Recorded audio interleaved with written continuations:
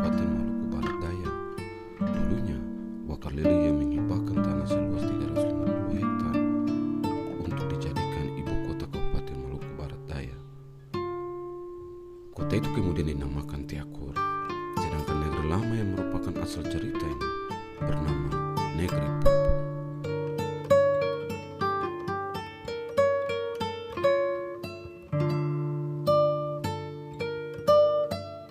Salam jumpa, salam hormat sahabat Tapia TV.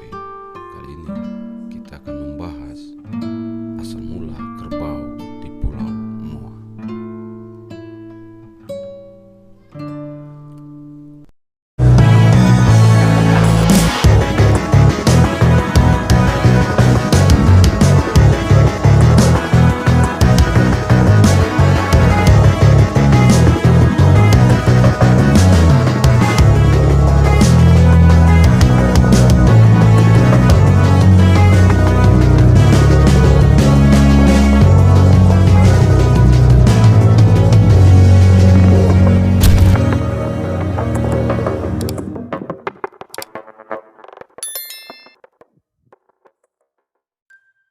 Dahulu kala, leluhur penghuni negeri Wakalele tinggal di negeri lama yang bernama Negeri Popo. Ada seseorang yang bernama Tete Deli dari mata rumah Watu Wawan. Sehari-hari, Tete Deli berkebun atau berburu untuk mencukupi kebutuhan keluarga. Suatu ketika, Tete Deli pergi berkebun dan berburu ke suatu daerah yang bernama Mur Otani, yang sekarang menjadi bagian dalam kota Tiakur, atau ibu kota Kabupaten Maluku Barat Daya sekarang. Ketika hari sudah sore, Tete Deli bersiap-siap untuk pulang ke Negeri Popo. Tete Deli memulai perjalanannya ke rumah dengan berjalan kaki dan harus melewati hutan rimba yang sepi sekitar 6 km untuk kembali ke Negeri Popo. Selama dalam perjalanan yang terdengar hanya suara jangkrik. Iya, jangkrik. Ketika Tete Deli sedang berjalan, tiba-tiba ia bertemu seorang kerdil. Tete Deli mengira bahwa orang kerdil itu adalah orang jahat. Ia hendak menarik parang dan hendak memotong orang kerdil itu. Namun orang kerdil itu berkata kepada Tete Deli, "Jangan bunuh aku, kita akan bersahabat." Tete Deli melihat ada sisir emas di kepala orang kerdil itu. Kemudian Tete Deli mencabut sisir itu. Orang kerdil itu pun berkata, "Kembalikanlah sisirku, aku akan memberikan sesuatu kepadamu sobat. Terserah kau mau pilih yang mana, kekayaan darat atau kekayaan laut." Tanpa sadar Tete Deli berkata, "Saya ingin kekayaan darat." Tete Deli pun mengembalikan sisir emas itu kepada orang kerdil. Orang kerdil itu berkata, "Setelah 3 hari 3 malam, kita harus bertemu di Ger Memetama."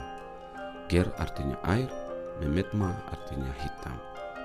Ger Memetma adalah sumber air di kaki gunung dan merupakan satu-satunya sumber air untuk negeri itu. Air pada Ger Memetam terlihat berwarna hitam karena dalamnya sumber air itu. Tete Deli pun menuruti perintah orang kerdil itu.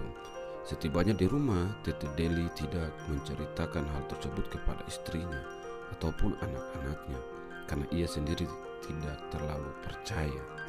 Setelah 3 hari 3 malam, Tete Deli pun pergi ke Ger Memetam untuk bertemu dengan orang kerdil. Setibanya di sana, orang kerdil telah menunggu Tete Deli. "Kamu harus berjaga ketika aku masuk ke dalam air ini. Ketika ada binatang yang keluar, kamu harus menunggunya hingga semua jenis binatang keluar, barulah kamu melewati air itu," kata orang kerdil itu kepada Tete Deli. Orang kerdil itu pun masuk ke dalam air dan tiba-tiba petir menyambar tempat itu. Binatang pertama yang keluar dari dalam air itu adalah kerbau. Ada begitu banyak kerbau yang keluar dari dalam air, mulai dari anak kerbau hingga induk kerbau yang tanduknya berukuran 2 meter. Karena panik, Tete Deli langsung berjalan melintasi air itu dan seketika itu juga orang kerdil berjalan keluar dari air dan bertanya mengapa Tete Deli memotong air, sedangkan baru satu jenis binatang yang keluar. Tete Deli menjawab, "Sudah terlalu banyak kerbau yang keluar. Bahkan bukan hanya negeri ini, tapi pulau ini sudah penuh dengan kerbau. Dan hal itu membuatku takut." Orang kerdil itu pun menjawab, "Tidak apa-apa, Suatu saat ketika kau membuat acara atau pesta dan menyembelih 20 ekor kerbau, maka besoknya 20 ekor kerbau akan muncul menggantikan yang sudah kau sembelih itu.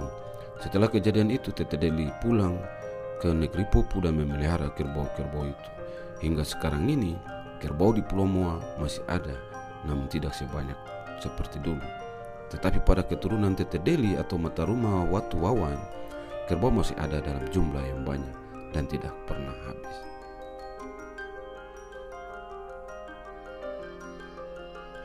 Sekian dulu ragam cerita dari Tapia TV tentang asal mula kerbau di Pulau Moa.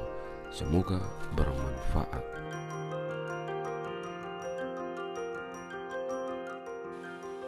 Jangan lupa untuk subscribe, like, dan share video ini. Salam hormat, Tapia.